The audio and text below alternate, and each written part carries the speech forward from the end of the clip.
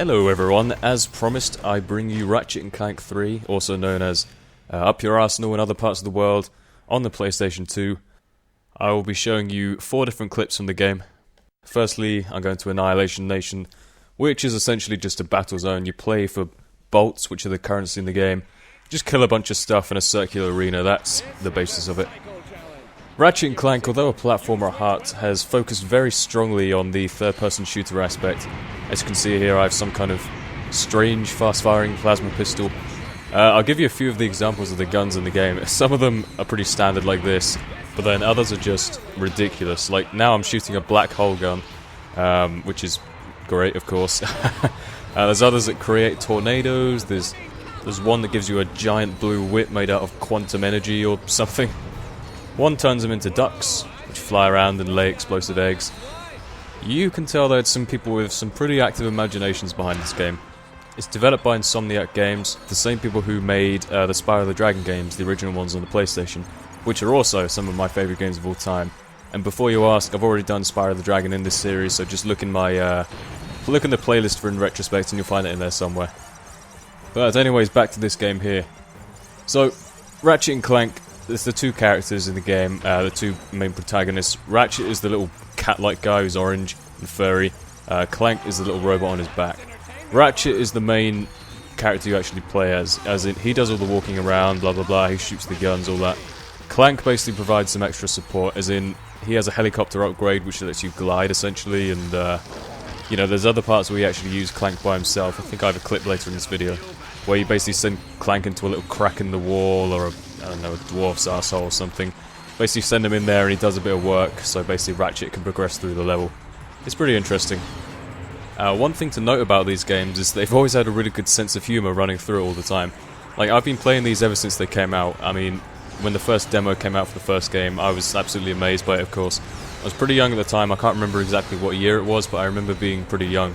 And I would just play this demo over and over again. It's just this one level, which I thought was incredible at the time, because it was revolutionary technology in terms of gaming, in terms of graphics, the gameplay, the sound, all that kind of stuff. But, get back to my point, all the way through the games, they've kept this same kind of dry sense of humour throughout.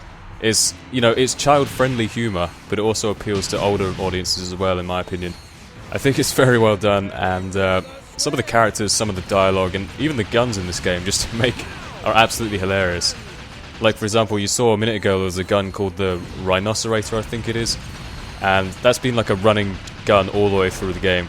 And why is that funny, you ask? I don't know, it's just so ridiculously over the top that it makes me laugh. In the fourth game, which is the first one on the PS3, there's a little gadget which you can actually throw called a Gravitron, which essentially makes all the enemies around it just dances in there like a 70s disco or something. That's also pretty funny. But then it comes to the characters and the dialogue as well. The main villain in this game is called Dr. Nefarious, who's like a tall, skinny robot who wants to turn everyone else into robots for some reason. Anyways, he's not too funny in himself, but his servant, who's called Lawrence, has a very good sense of humour. There's certain points where, like, I remember at the end of the game, both of them get stranded on some meteor somewhere in space, and Lawrence is playing his guitar for some reason, and then Dr. Nefarious is like screaming at him, trying to find a way off this asteroid back to his planet, and all he can say in return is, "Sir, do you play bass?" Just stuff like that, it just makes me laugh. Actually, in fact, my favourite line from any video game ever is one of Dr. Nefarious' lines where he says, "Do something, Lawrence!" So full credit to all the voice actors in this game. I think the dialogue is very well done. This here is a standard level, whereas at the start it was showing you Annihilation Nation, which is essentially only a small part of the game which has very little impact on the storyline itself. But you play in there just to get extra bolts to buy new weapons and stuff.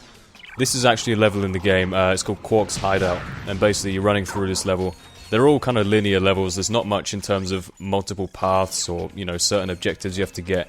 You basically get in from A to B in each level, and although having said that, there are some secrets in the game. For example, the gold bolts or the titanium bolts or whatever they're called, they change from game to game, which are hidden in certain parts of the levels, and if you pick them up they count for, you know, you can buy new skins for your character or new parts for your ship or something like that. But as for the main focus of the game, you're going from point A to point B essentially, and on the way there's all kinds of enemies and platforms and even some puzzles on the way to try and stop you. There's a variety of different gadgets you use to get through. So for example, you see a clip here of me using the swing shot, or the hyper shot I think it's called in this game. I think they combined 2 gadgets from the previous game into one for this game. If you take a look at the health bar on the top there, the health system's changed from the first game, whereas it used to just have a finite amount of hits, and getting hit by anything would reduce you by 1 health point regardless of what kind of hit it was. In this game they actually improved it. They upgraded it to a health and armor system where basically you buy armor with bolts. You know, there's different stages of armor that reduce damage by certain amounts. And depending on the hit you take, so for example which enemy it is or what kind of projectile they're firing, that determines the base damage you take. And then you take away the factor from the armor, like a certain percentage. Then you take away the final amount from your remaining health, and that is the health system. Much better than the first game in my opinion, though not quite as pretty. They used to have little pictures of the little nanotech circles, which I thought was pretty good, but whatever, it's a better system so it works. This here is a Clank only part of the game. You can see I'm controlling this monkey by essentially firing bananas with a gun and leading the monkey into it. That monkey, by the way, is dressed as Captain Quark, is one of the main characters in this game, who's been throughout the games actually. But the monkey's basically a comedy character. He basically just takes the flak for you, and you just lead him onto the buttons and stuff, and he basically gets you through the level for you. This is more of a puzzling kind of area of it. It's not very fast paced, like you don't have Ratchet's fluidity of movement or any guns or anything. It's essentially about thinking what to do.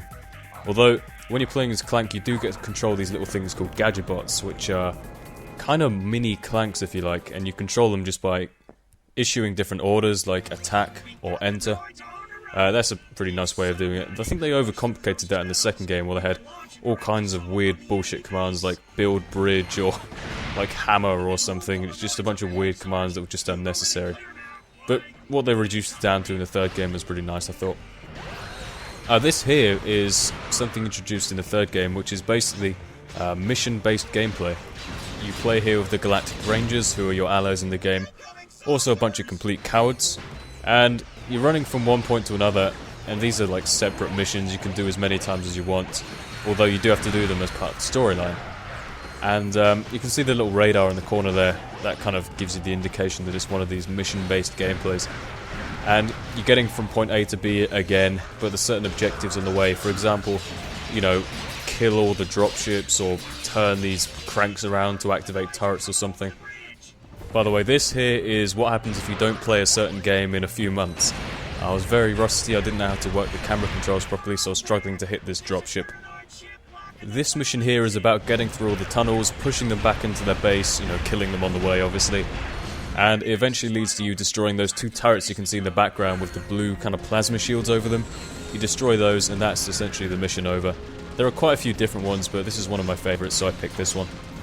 But we have come to the end of the video, unfortunately. Shock horror!